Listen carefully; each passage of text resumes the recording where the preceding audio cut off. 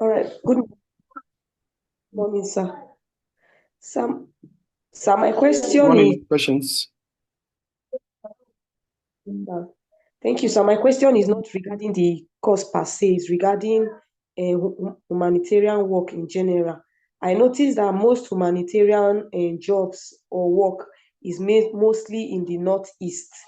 So I don't know. I wanted asking that is it that there are, though I know that insurgents is more in the Northeast, but is it that there are no insurgents at all in maybe the North Central? So does that mean that those of us who have interest in working in the humanitarian sector but don't live in the Northeast, what's the possibility of us still working, or we need to relocate? If possible, we get a job. Thank you, sir. Okay, thank you so much, Patience, for that question. We humanitarian actors, we don't create humanitarian crisis. We only go where there's crisis. And even though we're working to help people, our prayer has always been to have peace, you know. And again, even though we're not creating crisis is inevitable. Since for many thousands of years, there has always been crisis, conflicts. So it's something that has to be with man. Since creation, there has been crisis. So in as much as we don't want crisis or conflict, it's something we cannot avoid. And that's where humanitarian work comes in. Anywhere there is crisis, there's needs for you to support people. And you cannot determine where crisis will start. I am not from Northeast. I'm from North Central, but I'm in Northeast working. So also in the North Central, we also have issues of conflicts. We have displacements, people that have been displaced and all that due to attacks by maybe others, farmers. And then you also have issues of, in the South, we have people that have been displaced by flooding, natural disasters. So conflicts can be, crisis disasters can be man-made or natural disasters. So in each of these situations, you have to respond as a humanitarian worker or aid worker, development worker. So it's not only during conflicts that you do interventions. It can be natural disaster that will affect people. Like now, they said the National Meteorological Council warned that this year flooding is going to affect almost 32 states out of 36 states. So people should prepare. So most of the communities, states in the South, North Central, all the parts of the country will be affected by flooding. So as humanitarian workers, people displaced and you have to support them. So it's not only during conflict that you support people or you work. Again, you can go anywhere to work as a humanitarian worker. It's your passion. I made a video that you can pursue your passion even going to a lion's den. When I was coming to Maiduguri, it was a heart of conflict, bombing and all that, but I still came. But today I'm still alive. I did not die. So people, that notion that when you ask people that go to conflict zone and help people feel, oh, I don't want to die, then humanitarian work is not for you. You're not going there to die. You're going there to support people. People are going to Palestine to support Gaza and all that. On the news, you hear it as it's a no-go area, but people are there supporting. So first, and that's why I'm doing this last presentation, because we're going to talk about these issues. The passion, is it work for you? That's the first determination. That's the first desire. Is it work that you can do? I've caught some persons that, oh, come and work. You say, oh, I cannot come to North. The same Nigeria. You ask somebody from the East to come here, you say, I cannot go there. My parents will not allow me. If you ask somebody to come from South, oh, I cannot go there. The same country. So, but if you come to work here, it's different from what the media is saying. And going into humanitarian work is not that you're going to subject yourself to death or expose yourself to death. People are working. People are going to these hard-to-reach areas, and they're working. So you can go anywhere and work. It's about your passion, determination, and all that. I've seen people on ground here. I've several people that came from Benue State just to volunteer, not even paid job here in Northeast. It's their passion. I have people that have resigned teaching job or resign their work just to come and volunteer. It's a passion. So passion varies, you know. And like I'm going to say, talk shortly, we have people that came volunteering or people that finished internship. Some have not even finished. Some have not even started. They're going to start course 7, but we're going to recruit them. By the end of this month, we are going to have almost 30-something people from this internship program going to be recruited, different positions. You know? And some of you are also here. So it's passion, because they show that passion that, okay, I want to. You know, I have Ernest, is it Richard is here. He came all the way from Abuja. He left his work after Abuja. He's volunteering here. You know, so this is different passion. It depends on you. Okay. Yeah. So I go to Patricia, please.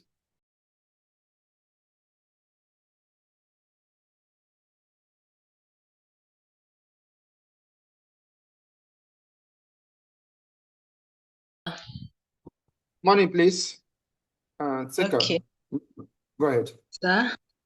Go Okay. ahead. So my question is, in other humanitarian like Red Cross, when they are out for peacekeeping, they use emblems to identify them. Wherever you see them, you easily identify them. So my question is, what about this very humanitarian work and other ones? Do they have something to identify them, like Red Cross? Thank you, sir. Yeah. So thank you for that question. She say I was Okay. Can you mute your mic, Patricia? Put on your microphone. There's noise in your background, so that I can respond. Thank you. So, just for the point of correction, Red Cross is not going on peacekeeping. Red Cross doesn't go on peacekeeping. Peacekeeping is a different thing. It's humanitarian interventions they do. So, just to correct that. Again, Red Cross is an old organization. Every organization have their logo. Every organization have their logo. And when you are going to the field, there are different ways of showing your visibility, not necessarily by emblem. Red Cross have the emblem, which is the Red Cross crescent or Red Cross sign. So they show that it's a sign, and that's why you see on their cars, they also write and all that. But every organization that is going to the field has their emblem to identify them as humanitarian worker, which is their jackets. You see them wearing jackets, carrying their logo, carrying this to show that they are aid workers. So it's not just only Red Cross. Other organizations, every organization that is going to the field, you have their emblem, they have their means of identification to identify them as aid workers so that they will not be attacked. They have their ID card. So it's not only Red Cross. Every organization puts on their visibility to show that they are aid workers and as such should not be targeted. Even Red Cross or any other organizations, with that visibility, they still attack people. So it's just for these people to know, constantly be enlightened about these combatants or belligerents, to know that they are not supposed to attack aid worker because of international humanitarian laws. The humanitarian laws guiding all parties involved in the conflict. So it is for them to obey the international humanitarian laws. And that's why when you violate these laws, you are subjected to ICC, International Criminal Court of Justice, because there are laws guiding wars and conflicts.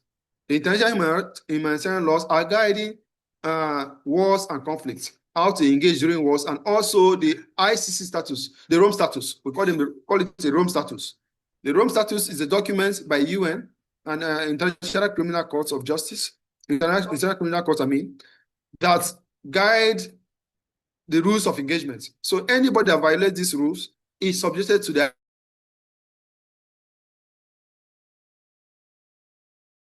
crimes against humanity, war crimes.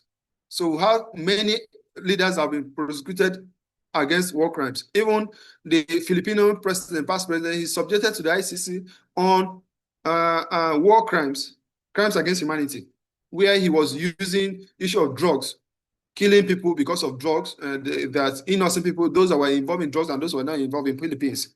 He killed thousands of people, hundreds of people during his presidency.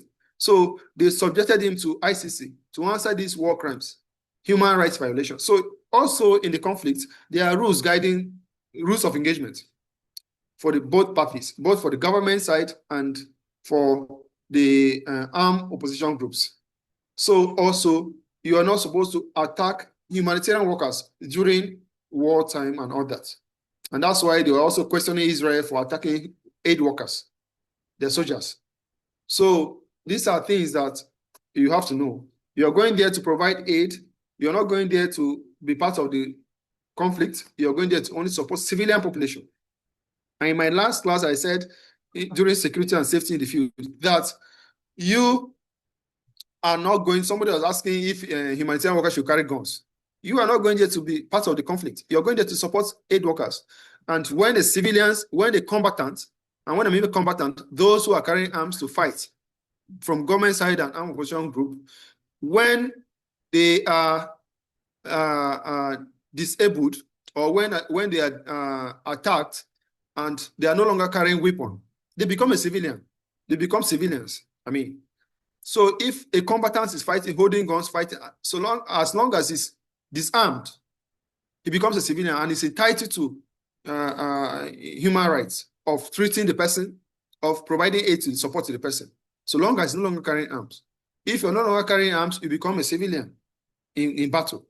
So that's why you can either hold them as prisoners of war. I see the exchanges between Israel and Palestine, releasing prisoners from both sides.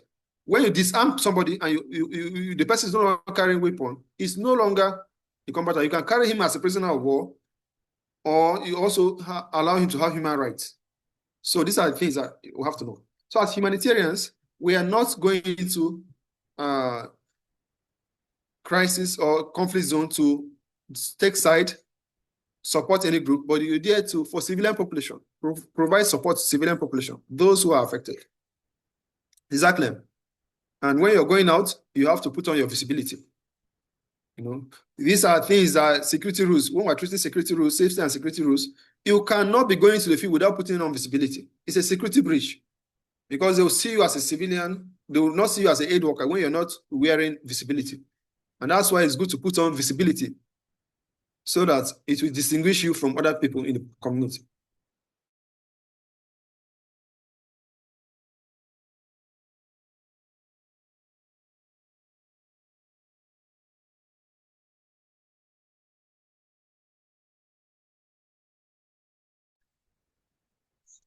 Thank you very much, sir.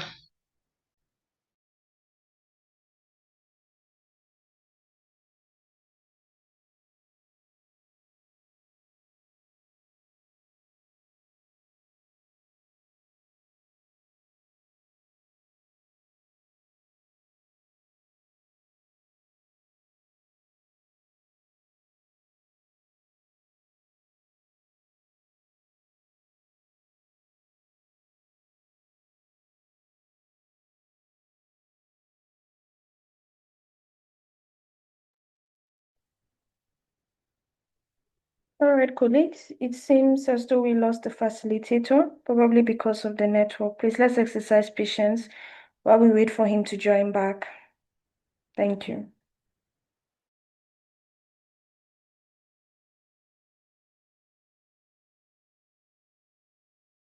Engage. How are you? When you finish, someone carrying go from my room.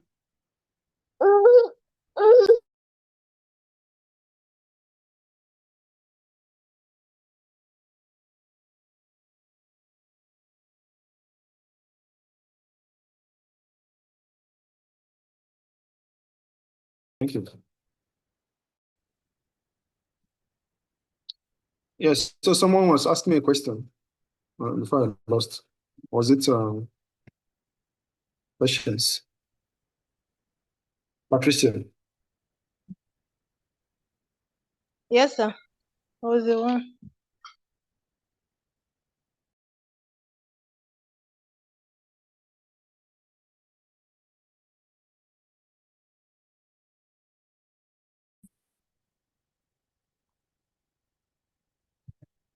So, any other question before we move on?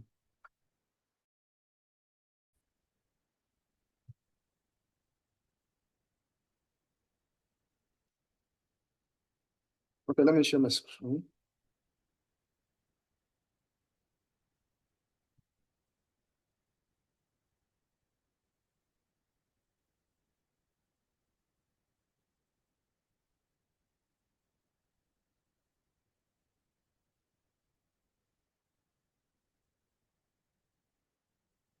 So I'm going to do an overview of working in international development and humanitarian aid. A recap of what we did the other time.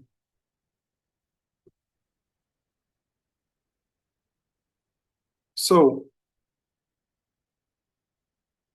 the whole idea of developmental aid and then humanitarian aid is to reduce poverty because and respond to crisis.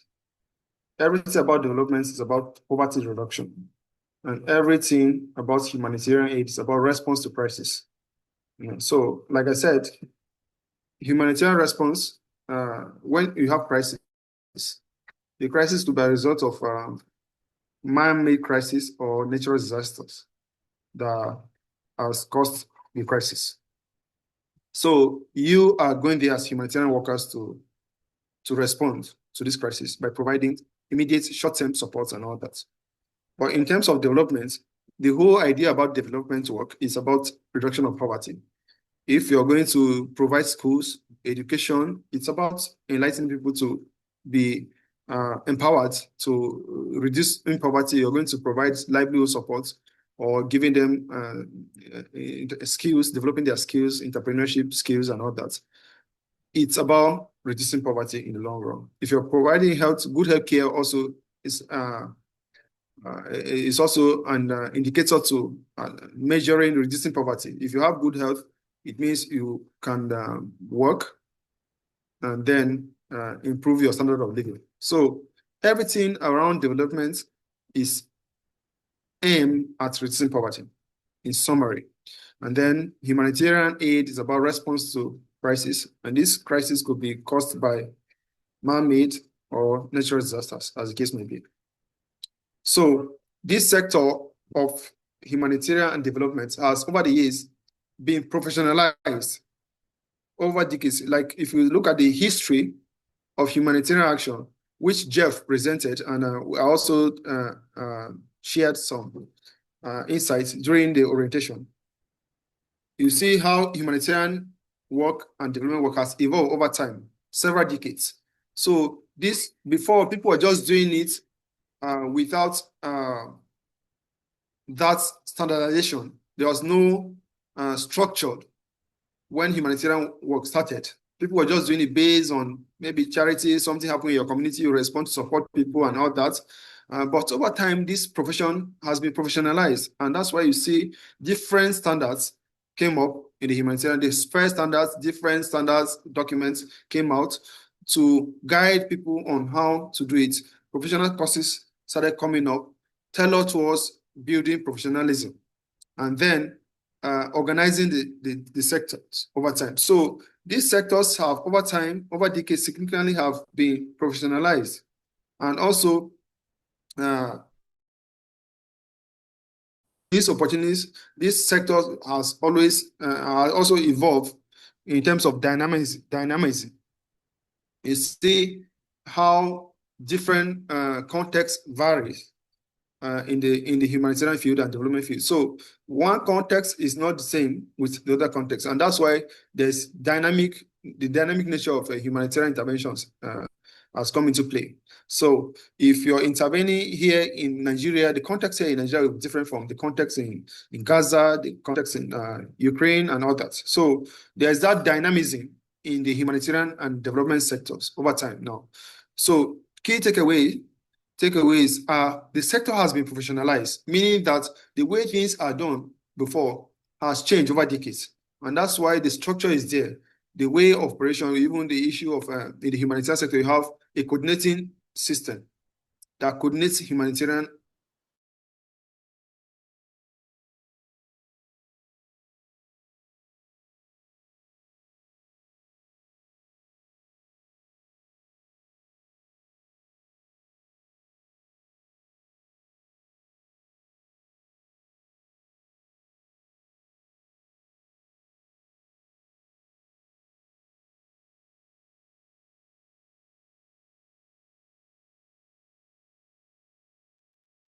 Yeah, so sorry, a little glitch of network. So these are two important things. One takeaway in terms of the difference between humanitarian and development work, it's about reduction of poverty and then response to crisis. And of course, we will look at other key differences. Developmental work is more long-term compared to humanitarian response, which is usually short-term into medium. So, but also there's that nexus. Of course, I told you the field has been professionalized. So there's that need, the nexus that has existed between humanitarian and development. And of course, also bringing the peace building aspect into it. So because of the evolution of these sectors and the dynamism over time, there's that thin line separating humanitarian work, development work, and peace building. So, like I said, the key definitions of humanitarian, I've already explained that development work talks about long-term poverty reduction and capacity building. So these are key things that define development work: long-term poverty reduction and capacity building. So in the field of development, we're looking, whatever you're doing, you're looking at what is the long-term and how can people build resilience over time to be independent, to improve their livelihoods, to improve their standard of living. So it's about poverty reduction. And this has a lot of other elements that goes into reducing poverty. You cannot be talking of poverty when you have so many out-of-school children. Because if you're having out-of-school children, which means you're breeding a generation of illiterates, and then people that cannot even know their rights, people that cannot be empowered and all that. So development have to invest, has to do with also investing in education so that you can liberate people from poverty, providing health care, providing empowerment programs for people. These are all things that will help reduce poverty. So if you look at Singapore, that example, Singapore pulled out or became a developed country not by governments providing jobs alone or providing, creating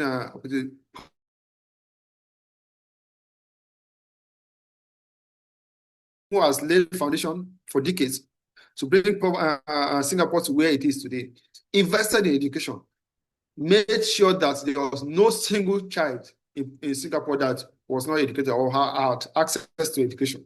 So they created a generation of people, of literate people, and that also brought about development because people began to innovate. They began to go into sciences to innovate, create jobs by themselves. Because when you're educated, you have that capacity to be able to create something, and automatically jobs were created.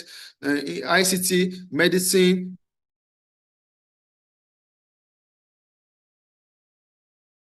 indicator, or one key criteria for having a developed country is you investing in education, investing in the people through education, and then capacity building the capacity of people to be able to upskill or ups their skill and then become independent people.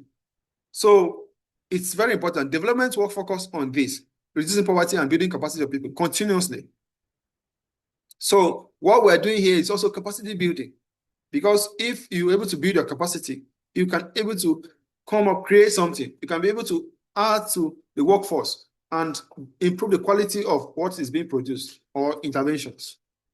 On the other hand, humanitarian aid is short-term. It focuses on crisis response, preserving life and dignity. That is the whole of humanitarian. Short-term relief, when people are affected, how do you respond to support them in the immediate? How do you respond to crisis?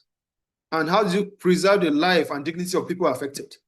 So this is all about humanitarian work. So, but like I said, there's a thin line between humanitarian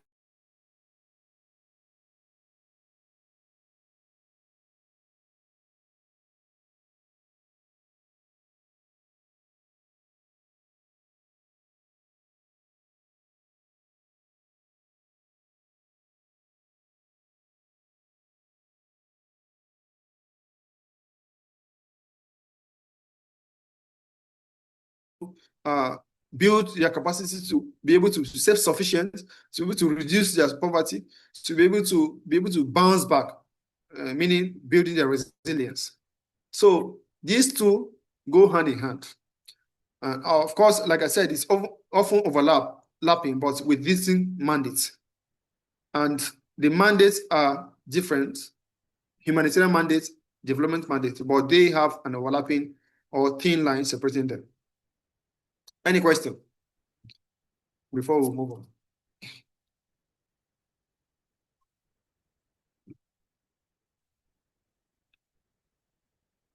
Are we together? Yes, sir, we are. Now, I'm not going to go into brief of development, but because we've done this during the history of humanitarian action and all that. But the major highlights or the major points that brought about development was the post-Second World War reconstruction and the rise of global aid institutions. If you look at during the Second World War, after when the whole of Europe was destroyed and all that, there was need for reconstruction. You know, so if you go to Europe now, if you see all these big buildings and all that, was a result of the reconstruction work, and that brought about the development, the history, part of the history of development, building not just the structures, but how do you build institutions? How do you build the education system? You know, Europe was completely destroyed during the Second World War, and that's why we call after the Second World War, you have what you call the Marshall Plan. The Marshall Plan was U.S. investment in Europe.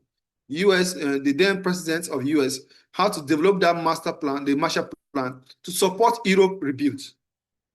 And there was massive, the whole of Europe become a construction site, you know, building, constructing, education system, the workforce, the police system, the military system, the institutions and financial institutions and all that. So that was a major developmental milestone. And same with other countries that were facing similar challenges. You know, so that was the beginning, or that was the major turning points for development in the 21st century during the Second World War. And decades by decades, things, approaches to development began to come up, from top down to participatory. So like during the Marshall Plan, it was more of the developed countries supporting developing countries. They'll bring this idea of what is good for them to support them develop. But over time, as time passed, or as we progress from this history post Second World War reconstruction, we have approach to development where you have to go and seek the people who you want to intervene or support, what they really want. You know, it's not just about coming from the top, saying that I'm coming with developmental aid and giving you, but you ask them to participate. What do you want? Is it a school you want in your community? Is it empowerment program? Is it water project? Is it so the people have to participate, you know? And with all these participatory approaches over decades, that led to the formation of the Millennium Development Goals, which we call the SDG, which came about in 2010. So the Millennium Development Goals from 2010 and ended, I think, from 2000, if I'm not mistaken, to 2015, ended in 2015. And when the Millennium Development Goals ended, there were some shortcomings, there were some lapses, which made it impossible to achieve fully the Millennium Development Goals. And that brought about to give birth to another goals, which was the Sustainable Development Goals. So the Millennium Development Goal was an offshoot of the Sustainable Development Goal. I mean, was an offshoot of the Millennium Development Goals. I remember my interest into humanitarian or development work was as a result of me being a participant in the Millennium Development Goals. And that's why the good thing about the Millennium Development Goals, they brought it to the grassroots, like I told you, participatory. And that was when I also participated during my NYC. I became a member of the FACO, Family Life Reorientation, Value Reorientation. It was a CDS. we have the FACO and the MAC, you know. So the MDG was in two parts. So I was part of the MDG during my service, and I was able to participate in some community services, and that brought about my interest. That's passion in me. So doing community service and work and all that, and that led me to where I am today. So the SDG, the MDG and the SDG were some of these developmental goals that the global world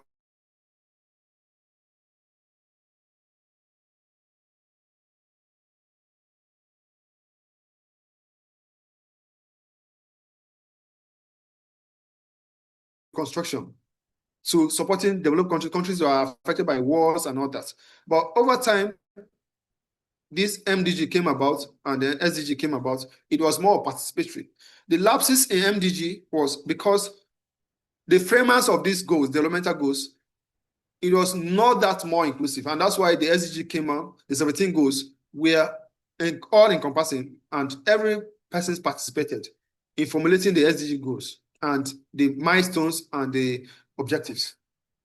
So this is just a brief history of how we came about the development goals. So every government, every organization, be it at the subnational or the national, that you want to involve into developmental work, or any persons, you must tailor your goals, you must design your developmental plans anchored to or in line with the SDGs.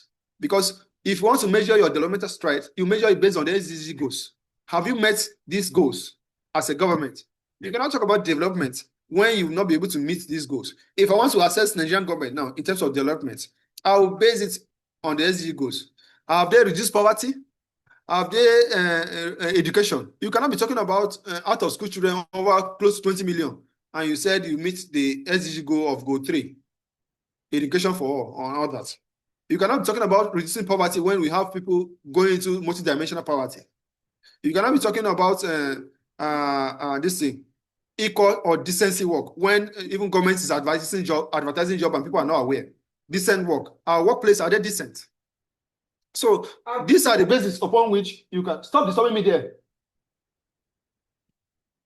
These are the bases upon which you can measure development. These are the standards that you can measure if the global institutions are going to measure developmental strides for any particular government or any particular individual that is going into development. They measure it based on this standard, 17 goals. You know, so we have to know the goals. We have to, for those of you that are in government, for those of us that are going to government, for those of us that are going to leadership, if you're talking about development, it's not about going to share money. It's not about stomach infrastructure. It's not about you saying that you're paying salary. It's not about you saying that I'm constructing bridges, I'm constructing underways or overways. It's not. It's beyond that. You have to measure it based on the standard goals, for global goals, in terms of the standard of living of people, poverty, in terms of health of people, in terms of education, access to education, in terms of climate reduction, environmental, life under the water. How are you preserving the forest and the water, life underwater? You have to talk about decent works, economic emancipation. These are 17 goals. And then partnership for sustainable development. So all these things are things that you use to measure government. You know? So we that during election we're supporting people. People say, I want to come and do this. What is their manifestos? Is their manifestos anchor on these development goals? And that's why when they come, most of the people that come to seek political appointments as governor, as chairman, they don't even know the goals.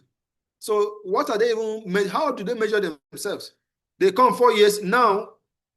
If you ask yourself, how many of these goals as our governments at all national and state level will be able to achieve?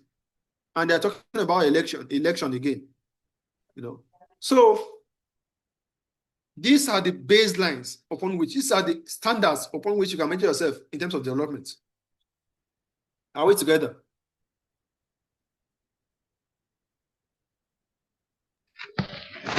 Yes, sir, we're together. Now, the humanitarian assistance milestones. You know, Jeff has given you the history of humanitarian action, how the Red Cross started, the Battle of the Sofferino by Henry Donat. I'm not going to talk how Care started and all their roles. The Biafra War that changed public humanitarian response. The breaking up of doctors that were working for ICRC to form the MSF, Doctors Without Borders. So all these are milestones, history and milestones that the humanitarian assistance brought about. And like I told you, there has been evolution over decades. And then that's why I told you from the beginning that these two sectors, these two fields have been professionalized and standards have been set out there to follow. So when you're doing humanitarian response, there's the standards already there for you to follow. If you're going to humanitarian, there are standards laid down, and these standards are they're evolved, they are changed, updated every day. You know, the intervention modalities are changing. You know, with the introduction of cash assistance and all that. Before, it's like power over the people. You know, people are helpless. I'm coming to help them. I'll give them food. I'll give them water. You don't allow them to use their agency. But in the modern humanitarian action, you are supposed to allow people to use their agency, meaning that you give them the agency to think for themselves what is good. They should also participate. And that's why the issue of cash assistance is also coming in. You give people the cash to decide, use their agency to decide what is good for them. How are they supposed to manage their life? That brings back their dignity also. So all these things are evolutions in humanitarian assistance or humanitarian aid. And then, of course, we talked about the cluster approach and accountability standards. Emerged post 2014 tsunami, the tsunami that happened in 2014, in 2004, I mean. So these approaches are very important. And as you get into humanitarian, you see this thing changes.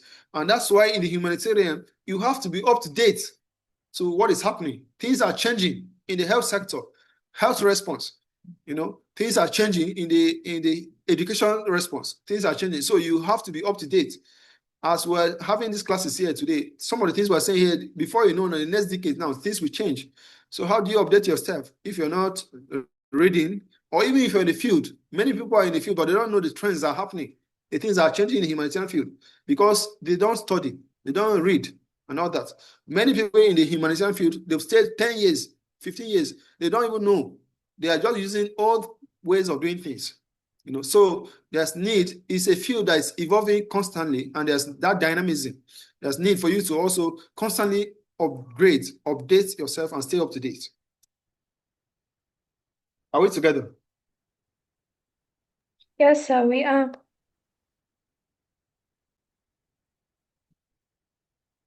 Super. Now,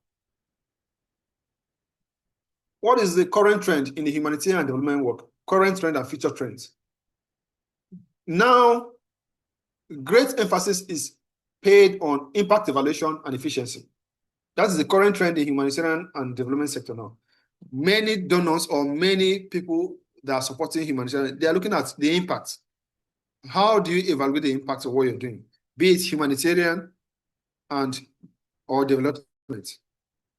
And then also the efficiency, especially with the dwindling of funding.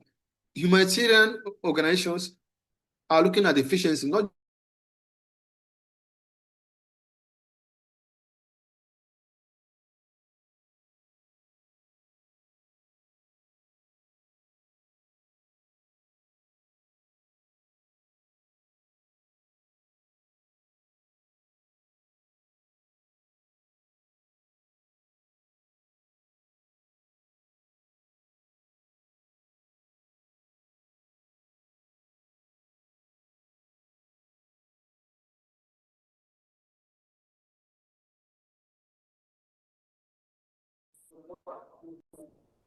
okay. Let me share my screen again.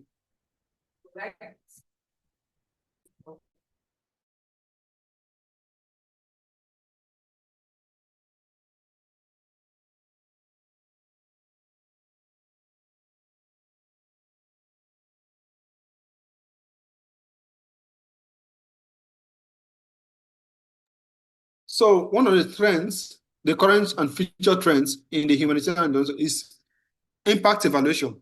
Great emphasis is put on impact evaluation and efficiency. How you utilize the resources, how you make use of resources. And then another trend, current trend or future trend, is private sector and entrepreneurship increasingly involvement. You see, with the funding challenge, there's need for us to involve private sector and also entrepreneurship, both for the organization to go into entrepreneurship for sustainability, but also to get entrepreneurs involved in humanitarian funding and development work. So these are trends that donors are pushing for, and also humanitarian actors are also moving towards that direction.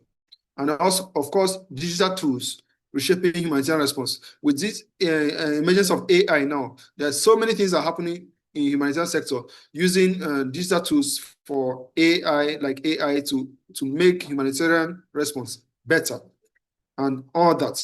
These are trends that we have to catch up with in the humanitarian field, both current and future. So now the question to ask is this sector for you? This is the question we should ask. Is this sector for you? So for you to know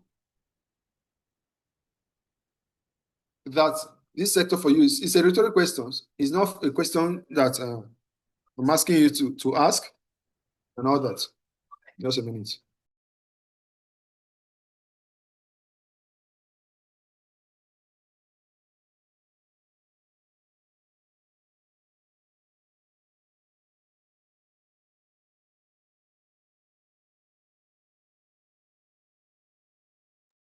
So for you to respond to this question, you must have your motivations. Your motivations for going to this field, or if you're already there, must align with complex reality of the work. You must align your motivation with the realities of the work. You have to know what the work entails. No? So if you know what the humanitarian work entails, and that's why this training is very important. It will open your eyes. It will broaden your horizon. It will activate that plus factor in you to know if this is for you or not. No, you cannot be saying you want to go into humanitarian field. When I say come to Maiduguri, you say no, lie, I will not come. It is not for you then. So you must be able to do that. You must be able to do that. Again, the career involves mobility, adaptability, and continuous learning, meaning that humanitarian work involves mobility. You will not stay in one place. You can go to a highly insecure environment to work. You can also go to an environment that is relatively stable. You can move out of your comfort zone. You can go abroad. You can go to Sudan. You can go to Syria. You can go to Afghanistan. You can go to South Sudan. You can go to DRC and all that. So people are always moving. You can be posted here today. The organization will ask you, okay, you're going to Yemen. From after that, your mission, you're going to Jordan. From there, you're going to Sudan. So there's that mobility, and you have to develop that adaptability to be able to adapt to any of these contexts and situations. And then, like I said, it's evolving it's dynamic. So there's need for continuous learning. And that's why even you see me, I have studied humanitarian actions and all that at the highest level, but you see, I'm continuously learning because it's not something that you just learn one and sit down, Things are changing, things are evolving, approaches are changing, language is changing. So there's that need for continuous learning. You see the facilitators that are coming here to teach, they are bringing new insights. What you're learning today, tomorrow might be different approach. I never presented this slide before in any of the cohorts. You're the first cohort I'm presenting. So because new informations are coming. So next cohorts will be different information or added to what you've learned. So you have to stay up to date by continuously learning what is new in the sector, what is new in this field, and all that. And then sector needs commitment beyond idealism. Yeah. So the humanitarian sector or developmental sector also needs commitment beyond the idea. It's not about you having the idea, but you have to show that commitment. You have to, as an actor, you have to show that commitment to doing these things the right way. So how do you enter the sector? How do you enter humanitarian field or developmental field, or even go into peace building as an expert? Of course, there are different routes. You have the academic route, where you can do development studies, public health, humanitarian action, human rights, international humanitarian law. You can do social works. There are different areas of studies, disaster management and all that. So you can go through the academic route to study them, develop your skills in that, and then also through internships, like the way you're doing here. Volunteering provide practical exposure. So this is what we're doing. So you must not, and that's why humanitarian field is very good. You can study any course and come into it. You can study any course and come into it. You can also not have different background, which is not in the career fields in the humanitarian, but through internships like we're doing here, volunteering, you can become an expert also, or can enter the sector. And then also networking and strategic applications are essential. So combine all these things. These are the ways you can enter. So sometimes you can do the first, do development studies, you can have all the degrees in humanitarian development work, but you also need this one, internships, volunteering, to get that insights, practical hands-on experience on the job. So some persons can even come through internships and volunteering before even developing and having background in the studies. So whatever way you want to go is ideal, but sometimes you have to combine both or all of the ways. Any question?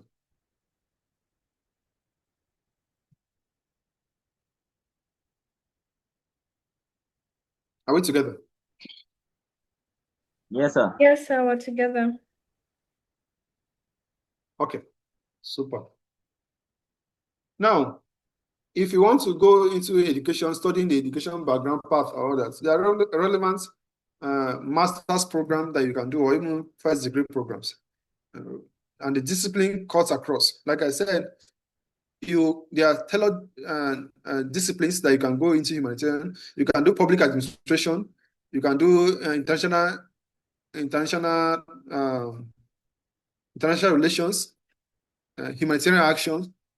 You can study different programs, degree programs at master's level to go into humanitarian work. You first look at the program that you want to do, and then you evaluate the curriculum. You see the internship opportunities in this field, this master's degree you want to do, and then alumni outcomes. So these are things that will guide you in choosing a discipline or a program that you want to do in the humanitarian field. Cost and locations are also key. Where do you want to do it and all that? So in choosing a program, these are things that you have to put into consideration before you choose a program that you want to do. And then if you're looking at volunteering and internship opportunities, it's important for skill building and networking. Internships, most of you people that I've not seen some of you physically, but through this internship, we'll be able to network, be able to build skills and all that.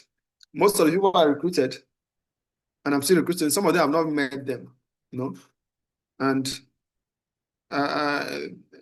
they got jobs. So if you don't come to join this program, I wouldn't be able to network with you. You knew me, I knew you through this volunteering or internship, which is a very good network building skill that you need to have. So you join programs that will connect with people to leverage on people's skills, connections to get there.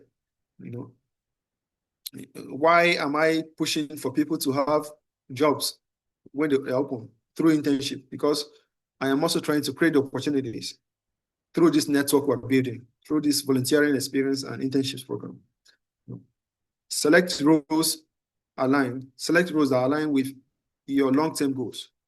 So what we're giving you is to open your eyes to see the different areas, the roles that you want to play in the future, which field do you want to go into, thematic area you want to go into, and start building your energy on that.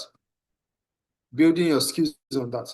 Sometimes you're in the field, and always, even those that have recruited, I always tell them that don't focus yourself on only one field. Because you're an education officer, don't focus on education. You can do education, combine protection, child protection, or GBV, and then PSA. You can do WASH and also do AAP. So you build yourself in different areas so that you can fit anywhere there's opportunity. So of course you can specialize, but try to also have cross-cutting skills.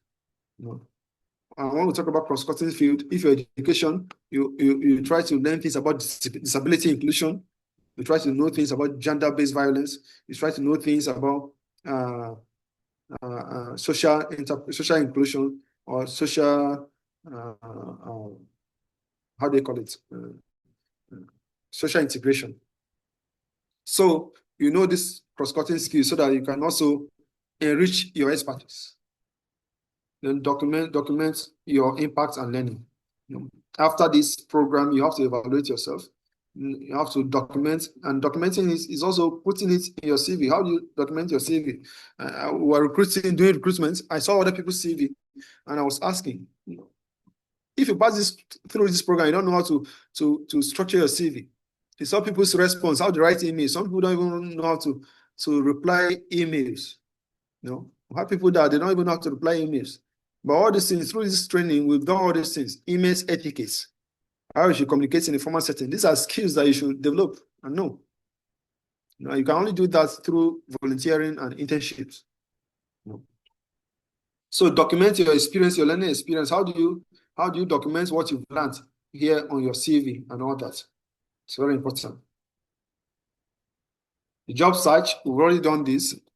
I did this. Relief Web, DevX. These are big job sites that you can get jobs when you want to go into the humanitarian field. Customize your CV for each role. You know, this is very important. Many people that are applicants are so lazy in applying for jobs.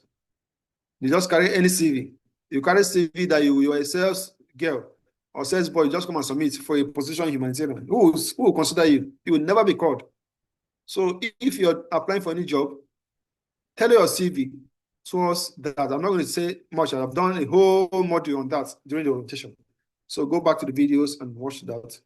Be persistent and proactive. Be persistent and proactive. I told you when I wanted to go into humanitarian field, I applied for more than 2,000 jobs. I applied, they don't call me. I applied, I changed my CV, apply for smaller positions, big positions, you know. So be persistent. But one day I got it. So it was more difficult for us because there was no such opportunity for anybody did not give me this kind of opportunity. I had to learn everything myself. I had no guidance. I had nobody to tell me what it is to go into humanitarian or work for NGOs. But here we are with the opportunity. So if you don't make use of the opportunity, don't give excuse. I never had one, but I did it. So it's good that you make use of what you have. Career progression. So if you're into the field, you know, you start progressing. I remember people that are recruited as assistant. Some of them are managers today. Some of them are officers. Some of them started their salary with 200 and something. Today, some of them are collecting 1 million, 1.5. After the deduction, they are going home with 1 million. But some of them started this job less than 3 years now.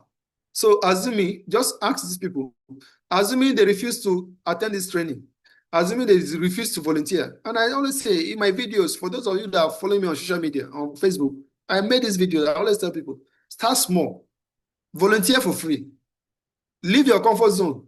I'm saying all these things. People just feel that I'm just talking. Many people, this training is free. But you see people, how many people do we give application letter? 1,500. How many of you are here today? So you see, but these are people that are saying they are looking for jobs, they're looking for opportunities. After 5 years, you might be different, you might be far away, and they will, what they refuse doing now, they will want to come and do it again. Wasted years. You know? So I have people that took that step.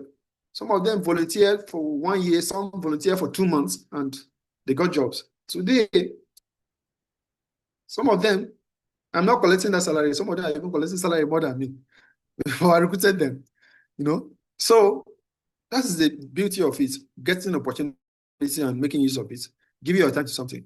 I always ask people, you graduate for 5 years and you're not doing anything. You've not done anything. You have not developed any skill. You have not attended any training, both online or physical. You just have your paper degree certificate and you think you want to get a job when the competition is going this higher. When AI is taking away some people's role. If you don't develop skills that AI cannot take you, AI is not taking people's job. AI is only enhancing people's job. How do you make use of the AI to even lessen your burden of your job and become efficient? That's what AI is doing. So, but if you don't develop your skill, don't think that your degree that you have. Don't think that a politician will come and pick you to give you a job and all that. Even if they give you a job, even if they recruit you, people going to, I'm not saying people should not look for opportunities in government, but you go for immigration. I see people going for immigration jobs. I see people going for recruitment. They fight every year. They're waiting for government to advertise NDLA. It's good to work there, but for me, I will not waste my time doing that. You can start there and leave later, but you have to have it as a young person, especially as a young person. You must start somewhere. I started with government, but I knew government was not for me because government cannot give you all the potentials. Government will only create that environment for you to develop yourself. So if I'm going into government and taking position of admin officer in government or following a politician, it is for me to use whatever I'm getting to develop myself and become independent. It's not for me to stay in government for 30-something years. Doing what? What am I doing? 35 years in government. Every year waiting for promotion. Every year waiting for salary increment. It's good. But as you're there, use that time to be developing something for yourself. So it's not that bad. So this is about don't sit and be waiting that I'm looking for a government job. I'm looking for somebody to help me dropping CVs everywhere. In government, it's only a government job that somebody will call you, bring your CV without whether your CV is good or not. They just carry you. It's not merit-based in Nigeria. But you cannot thrive in a study that is based on merit because you will not be able to fit in. You have no skills. You have no thing to compete. So, but here in Nigeria, it's who knows who. And that's why things are easy for some people, and tough for some people. Easy because if you have somebody that will help you, your skills or your competence does not matter.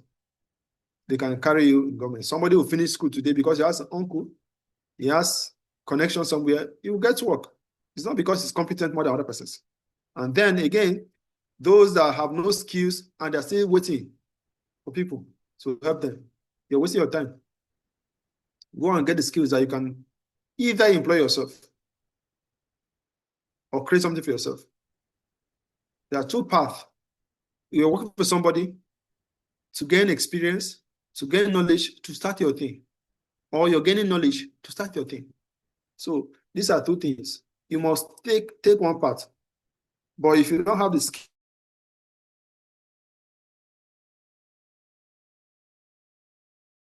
you don't have somebody to help you, my friend. So it's very important. Why waiting? That's why I made a video and I said, what do you do? Why waiting? Opportunity. I'm waiting for somebody to give me a job. What am I doing? Am I just waiting, doing nothing and complaining? Or why I'm waiting? I'm getting the skills. I'm doing an internship. I'm volunteering. No. So these are things I'll have to look out for. So pursuing, develop a niche expertise in thematic area. Like I told you, you can be in humanitarian learning a lot of things. You're learning a lot of things here, but there's a few that you want to specialize in. Some of you want to become education specialists.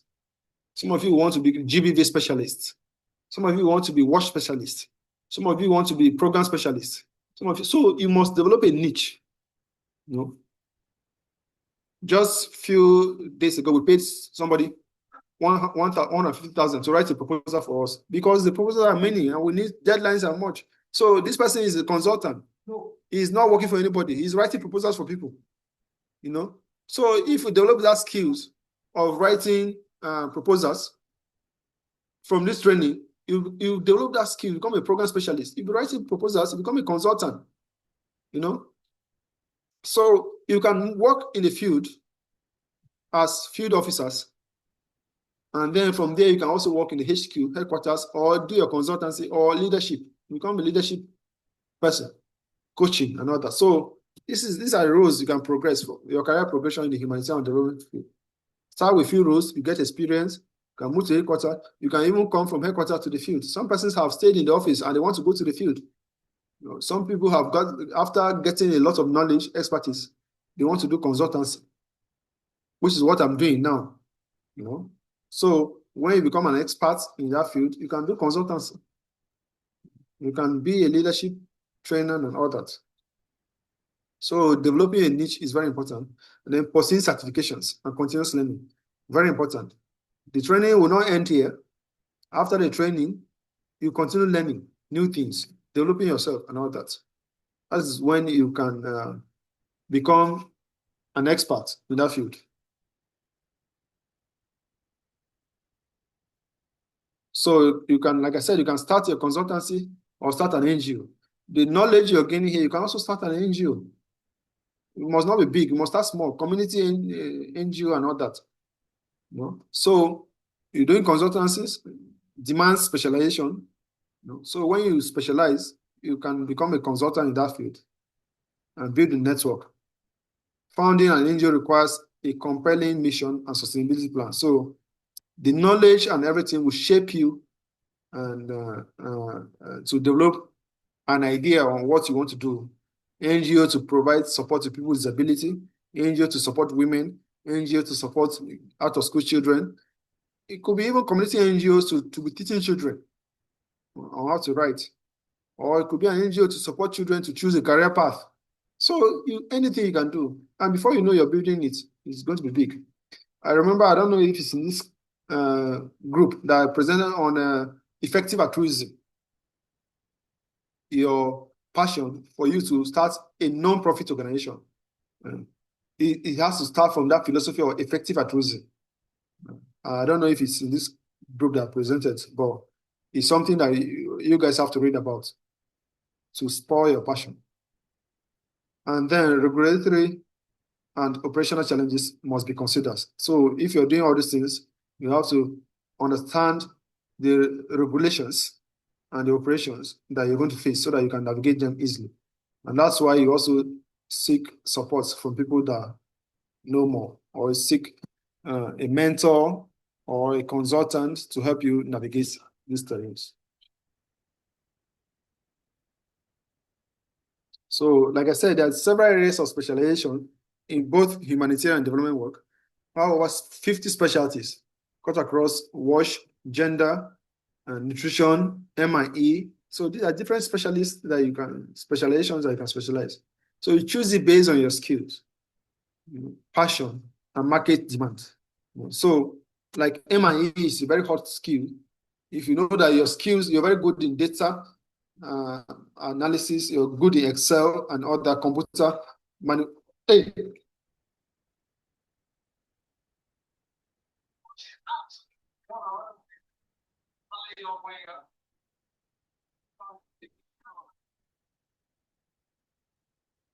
So you can choose it based on your skills, your passion, and all that. And then cross-cutting skills, like I told you, advocacy, skills in advocacy, leadership, and communications are crucial. And that's why we are teaching all of this on leadership, communication, and advocacy. All these things are part of the training, what we're doing here.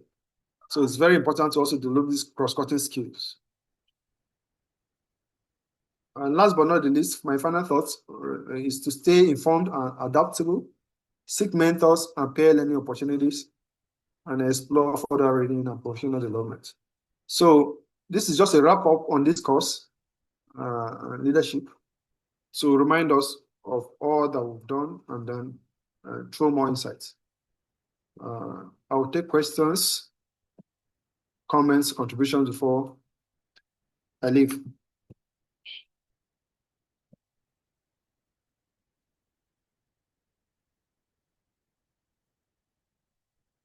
Questions, comments, contributions?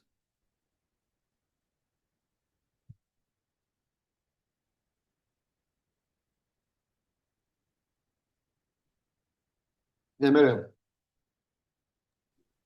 Thank you so much, sir, for the very impactful class. While you were speaking, I had a lot of time to reflect on everything. And I just want to ask, sir, being that humanitarian work is strongly guided by principles such as neutrality, impartiality, as we've been taught, how can you advise us to let's say strike a balance? Because advocacy is also another huge part of humanitarian work.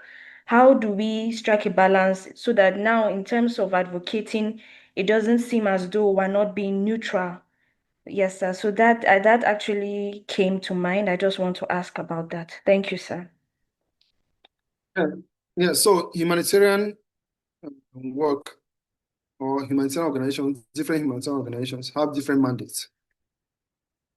So there are some that, while advocating, they can be political. And I give an example. Amnesty International is also a humanitarian or human rights organization. Amnesty will criticize government. Amnesty will accuse government of human rights abuses and violations. So their mandate demands that they advocate, but also criticize, hold government accountable. So Amnesty mandate is different from my mandate of being neutral. So the same thing, MSF. MSF, they don't call it, they call it bearing witness. And that was the history of the formation of MSF, Doctors Without Borders. ICRC, which is Red Cross, has this principle of denunciation.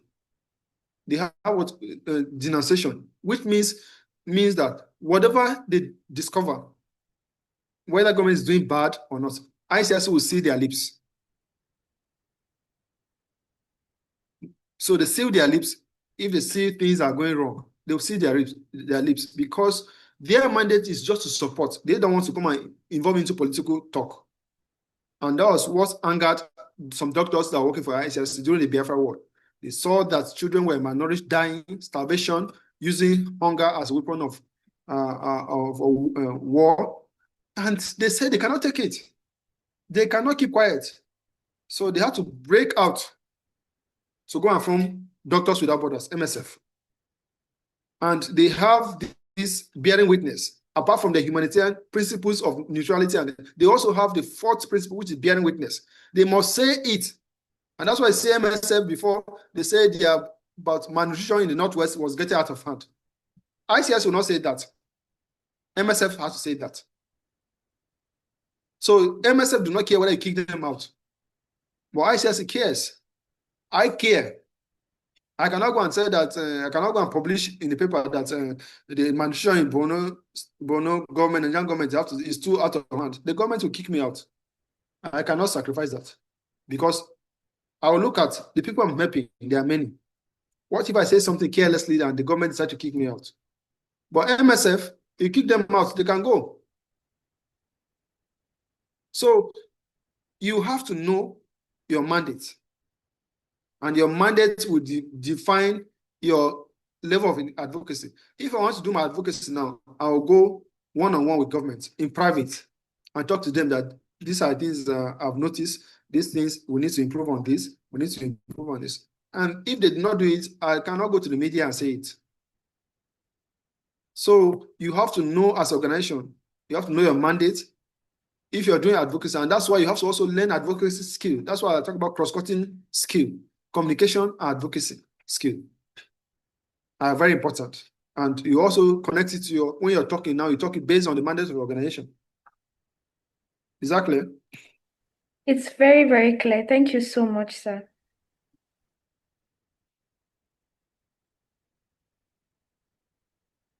Okay. Ernest, you want to go next?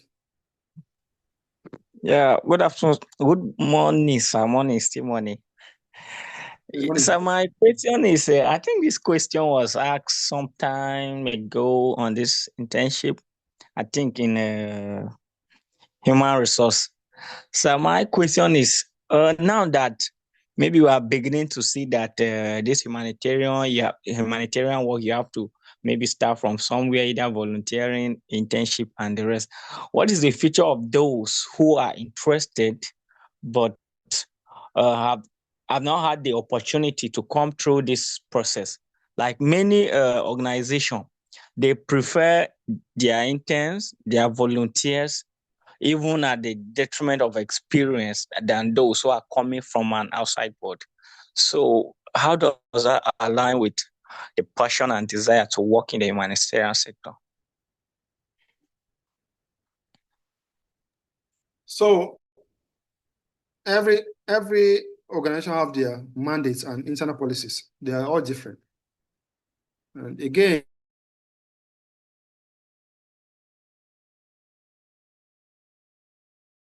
you can find all possible ways to get in. So if you want to get into the field, like I said, there are different routes. You might have experience and apply for positions. Positions are not only tied to people that are volunteering, it's open. If we want to recruit now and we look outside, we look inside, we don't have any qualified candidates within those volunteering or those who are on the job. We have to hire outside, and we hired so many people outside. Even currently, most of the people we hired, we don't have the expertise in. Like we hired sign language person. We don't have any sign language person or interpret deaf and dumb or how they call it, visually impaired or visual impairments and then hearing impairments. We have to hire the person outside. We don't know the person, But assuming we have somebody that is volunteering that has that experience, we will give the person preference because he's volunteering with us. So you see the benefits of volunteering. So if you're coming to volunteer with us, we're not paying you anything, but you still have the mind to volunteer. When we have opportunity, if it's something that we can train you, you can take the position, and that's what we're doing as a policy, as an organization. So again, we are training our products. Some persons are working in the field, but they don't have the vision. They don't have that formal training. They just found themselves on the job without the basic knowledge that you're having here. I would prefer to carry you that has no experience to train, because you will understand the basic concepts and the principles of humanitarianism than somebody that is already in the field. I tell you, many people that are in the field, working even with international organizations, they don't know the things you know. The only difference is that they have the privilege to be on the field, so they have that field experience. So the passion comes first, and the ability to learn and continuous learning. So the skills is just for you to have the opportunity.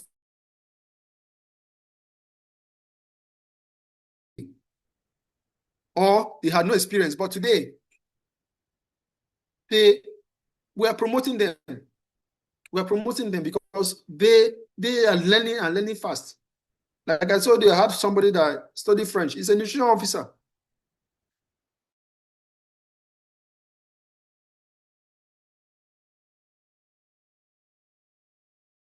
What comes next? She's developing herself. She's taking online certifications in nutrition, building herself. Now she even wants to, she has masters in another field, but now because she has gotten experience on nutrition, she wants to take a degree in nutrition. You see, it's a switch of career. So first is the passion. Again, I told you, we have people that left their country, their state, far, far away to go just to volunteer. It's only in this country that people want to be paid immediately. I was in Thailand. And I had a lady from Colombia. I was doing some internship with one organization, and then I was writing organizational development and sustainability framework for them. I had 3 months to work with them. So because they knew that I had experience, a lot of experience. They decided to give me this document to produce for them. Organizational Development and Sustainability Framework. I even have the document. I'm also using it for my organization. So this lady came from Colombia. From Colombia to Thailand is like 2 days journey. She looked for money. She looked for internship online in that organization. They call it Child's Dream. That's it, Child's Dream Foundation. It's a two Swiss guys that founded the organization in Thailand over 20 years. So they support all the organization in Southeast Asia, in Cambodia, Laos, Myanmar, and all that. So all these neighboring countries that are fighting wars in Thailand. So I was developing this document. This lady came, and I was asking her, you came all the way from Colombia to come and volunteer here. She paid her flight. She looked for the internship, wrote to the organization that I want to do internship in your organization. Unpaid internship, unpaid. She looked for money. She bought her flight. She came, she rented her apartment just to volunteer in that organization. And when she finished, in fact, before she finished volunteering, the position came out for meal manager, meal officer or something like that. The organization asked her if she could take it. And that's how she got to work. And she's still there with the organization. So that's the power of volunteering. You see how many miles she traveled to go and volunteer. I also had a lady, my classmate in Sweden. She's a Swedish lady. When we finish our coursework, we finish our project, she traveled and came to South Sudan. She paid, all trip paid. She come and volunteer in one local organization in South Sudan. And today she's a coordinator with a UN agency from that volunteer experience. So you see, the white people from the West, they know the power of volunteering. But here in Nigeria, somebody who finished school, 10 years is at home looking for a job. I remember when I started the training, people were asking if they're going to pay me to attend the training. And I laughed. In Nigeria here, I'm giving you free training. I'm giving you free certificates. You're asking if they'll pay you. Some were even insulting people that were attending, that you don't have work, you're wasting the data every day that you're attending training, the whole weekend. People say a lot of things. Some of these people that are saying this, when they saw that some of these people that they were insulting got to work, they are coming back to start afresh. Or they're asking them, how will I do it? How many years? Almost 5 years wasted. So when you ask people to go and volunteer,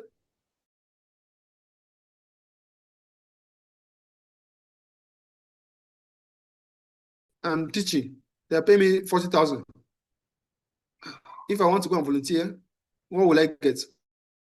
But I tell you, people that have that mind to do that, these are people that I respect and I always want to push. Because for you to take that risk of leaving your place to go to an unknown place, it shows passion. You will do everything to succeed. So we have a lot of them here that are volunteering on ground.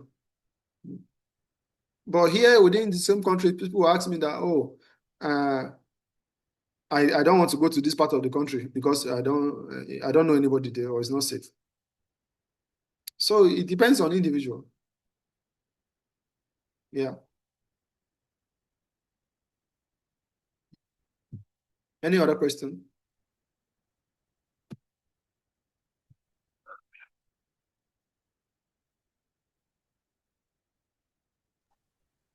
Yes, sir. Good afternoon, sir. Hello, sir. Yeah, who is speaking?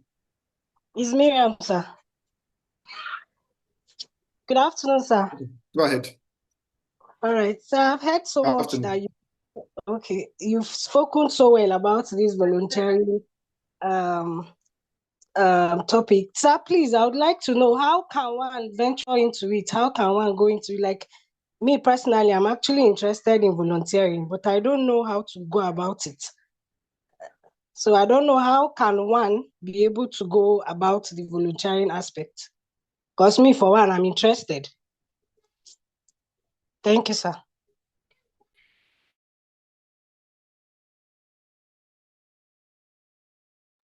So volunteering, one, like you said, is the interest first.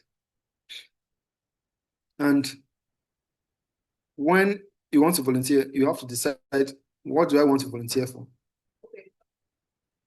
Do I want to volunteer with a human rights organization?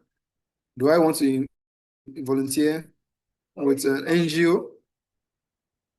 So you have to look for what you want to volunteer. Do I want to volunteer to get experience and all that? So these are the questions you ask. And then after that, you ask, how do I volunteer? I've had people that have written email to me. I don't know where they got the email. But they go look for NGOs and write to them. I want to volunteer with you. I had people that have written to me that they want to come and do service with the organization. You know? They want to come and do NYC with the organization. You know? So that's the first step. You write to organizations. And for those of you that already do an internship, you don't need to ask how you to volunteer. If you want to volunteer, it's for you to find where the office is to volunteer. It's for you to find this thing. Because if you're in your letter, we give you letter for both internship and volunteering. And volunteering can be physical or online. Volunteer can be physical or online. Yesterday, we were asking people who is staying in Taraba or Edo State. No, we've not had projects there, but if you have interns there, we want to do something there now, they can help us volunteer for some things I want to do there. You know, if you have interns in Jos, we want to do something in Jos, we can ask you to volunteer. If you have skills in communication or social media, you can say you want to volunteer. I've had people that have written to me that I am a good graphic designer, I'm a good public speaker, I'm a good videographer, I'm a good this. You can volunteer some of these services online. I'm a good writer. I can be writing for content for your organization. This is also volunteering. So volunteering must not be physical. If you have the time, if you have the spare time to volunteer physical, that is good. You can also do that. You can locate the office. I've had people that have come here, like I told you, people are the volunteers that we had in Maiduguri office here, there are more than 30 volunteering on ground. And some of them, we already consider them for positions. Some of them came now to 3 months, but because of the passion, they already getting employment. You know, because we know that we've trained them and they have shown that passion, commitment. I told you I had 2 people that have resigned their teaching. You know, one of them, as I'm talking now, one of them is even teaching my children now. He resigned, he stopped teaching, that he wants to leave this teaching job. He just wants to come and volunteer. I asked him, what will he be doing? How will he be surviving? Say, he will not die. I love that passion. He came, started volunteering. You know, by next week, we should give him offer letter as a program officer. So what did he sacrifice? He stopped he stopped teaching. He stopped teaching with the school he's teaching. This is just the 3rd month. How much were they paying him? Maybe highest 70,000. If they are paying him very well, 70,000. But he sacrificed that 70,000 and came to volunteer. I did not promise him anything. I did not say, as you're coming to volunteer, I said, well, come and volunteer as you're learning is good. If opportunity comes, you also compete. And through to those words, he came, started volunteering. And in less than 3 months, he's got a job. So the salary will get more than 3 times that. So you see the price he paid. I'm not saying everybody must do that. I'm just giving an example of your passion. You know, some persons sacrifice to join the internship and also volunteer. We have people that were volunteering in Benue for almost 1 year with nothing. Sometimes it's the ED that will just pay them stipends, 10,000, transport, if there is work to do. Even now, we have people volunteering in Benue. with 2 organizations that we connected them to, Give Africa and Unique PF. They are also volunteering. I saw one guy that was volunteering for Unique PF during the flooding. He was on a canoe in that riverbank, Benue, moving to those communities that were affected to talk about wash services. I was so impressed with that guy. A volunteer, we're not paying him anything. And we see how all of them are doing supporting green garden in Benue. They go train these women and train them how to have backyard garden and all that. So they are doing this. They are doing activities. They go to IDPs and do one activities. We call them. They go. So you can be anywhere and do it. It's your passion. So some of them worked for a long time to volunteer. Some of them very short period, and then they got opportunities. But if they've not taken that step, the organization wouldn't consider them. So that is different. But the point I'm making is that whatever decision you're making, whatever time, they say time is money. Whatever person is giving time is actually giving his time, not just time. He's entrusting his time to you. It means he's paying for something already. He's paying for something.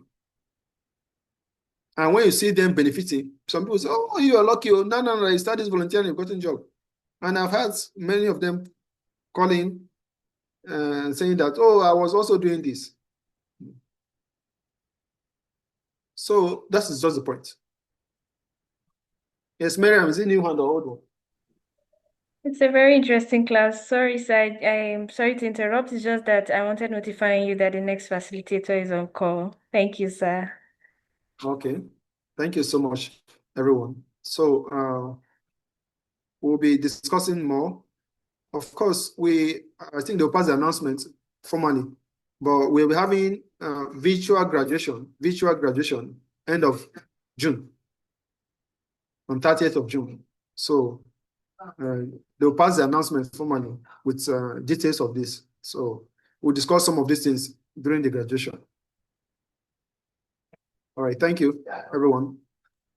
Thank you very much, sir. Thank you, sir. Thank you, sir. Thank you, sir. Thank you very much.